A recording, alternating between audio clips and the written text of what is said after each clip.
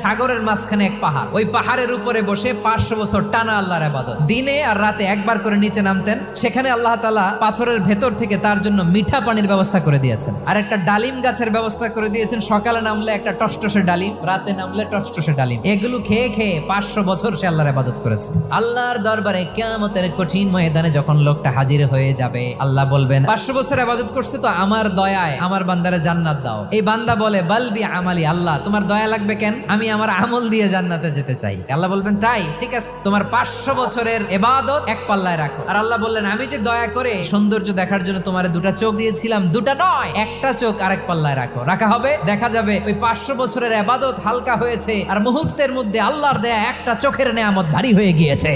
ফলাফল দেখো, হিসাব বলে তুমি এখন জাহান্নামে যাবা, যাও এবার জাহান্নামে যাও। এবার লোকটা কাচুমাচু করে বলে আল্লাহ এবার আমি বুঝতে পেরেছি তোমার দয়া ছাড়া দুনিয়ায় কেউ জান্নাতে যেতে পারবে না।